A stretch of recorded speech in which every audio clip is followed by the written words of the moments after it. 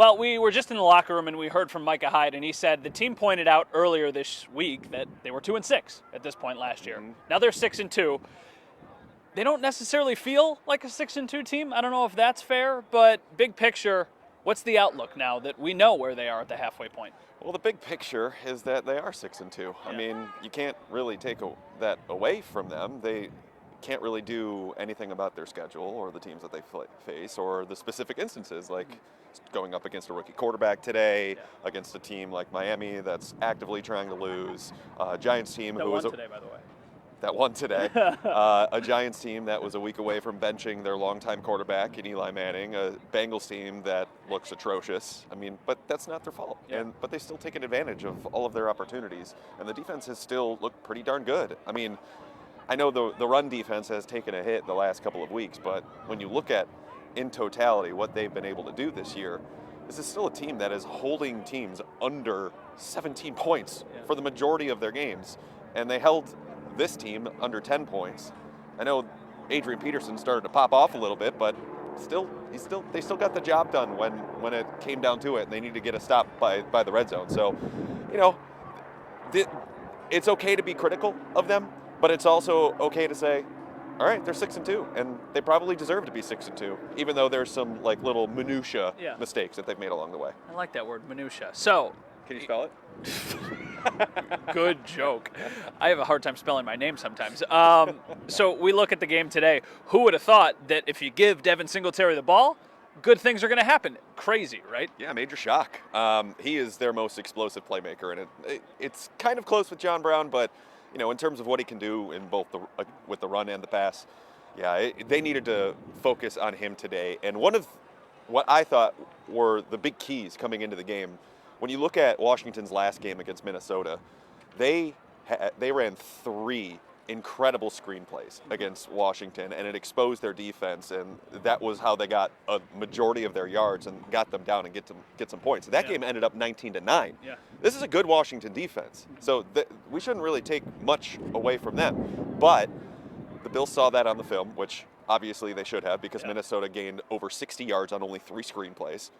They popped one for a big one with Devin Singletary, and obviously you're not going to throw it to Frank Gore in screenplay. So there's Devin Singletary, and then they're incorporating him in the running game, which is something that they've failed to do so far this year. But this should be Devin Singletary's show going forward. Is it fair to criticize the play calling, especially on some of those short yardage plays? Oh, now we're getting conceptual because I'm going to get theoretical on you, because I never really think to myself, well, play call. Sometimes it's obvious, but most times it's not. Yeah. Most times it's execution.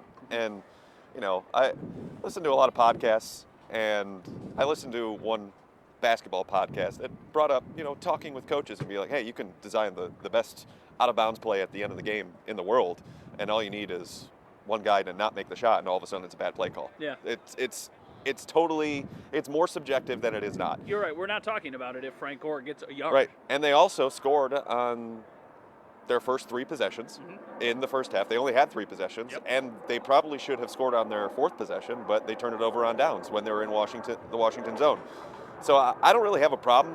I think trying to get big and go old school, that might be where I have some issues with some of the personnel groupings, but in terms of the play call itself, I think a lot of it can be shown to execution, and that part of it just does not get enough credit. I don't want to put you on the spot here, but I'm going to. We're tight enough like that. So they're 6-2. Yeah. I think it's probably safe to assume, and you never want to assume, but that if they get to 10-6, they're going to be in the playoffs. Can this team go 4-4 in their next 8 games? Well, they should. I mean, they've got Miami and the Jets, so that's 2. They've got Miami and the Jets. They've got Denver at home. home. They've got Pittsburgh, which Pittsburgh. should. Yeah. And then Cleveland. Cleveland's more of a swing game because the 3 hardest tests left are home against Baltimore, on the road against New England, and then at Dallas on Thanksgiving. Yep. So, once again, it's a week-to-week league. Those look like losses. So then you got to win 4 of the other 5. But by the way, is anyone ruling out getting into the playoffs with 9 wins? That's I'm not. Totally true. I'm not. They did it 2 years ago. So they should be able to handle their business. I mean, Pittsburgh, Denver, Miami, look at the quarterbacks. Yep. I mean, Darnold just looks exposed right now with the Jets. Maybe he can turn it around by the time Week 17 comes around. But you've got Ryan Fitzpatrick, which he's either great or terrible. Brandon Allen, I think it is in Denver. One of the Allens, Allen v. Allen. And then Mason Rudolph, who isn't all that great shakes. So that's like 4 winnable matchups that you should do well against with this caliber of defense, regardless of what your run defense is doing. They're getting stops. Maybe they need to force more turnovers, but again, as long as they handle their business, which they have done all year, the only 2 losses they've had are against teams that are really freaking talented, which are the New England Patriots and the Philadelphia Eagles, which, by the way, the Eagles look really good again today. So, I mean, this is a team that's beating the teams that they should, and I don't think you can take that away from them. Could you expect more? Absolutely. You should want to expect more because you want to expect more from the offense. But this is a team that should continue to handle their business and get to 10 wins. It's a little chilly. We'll send it back inside. No, not back inside to you. What are you doing? I don't know. I'm cold. We'll talk to you guys next week in Cleveland.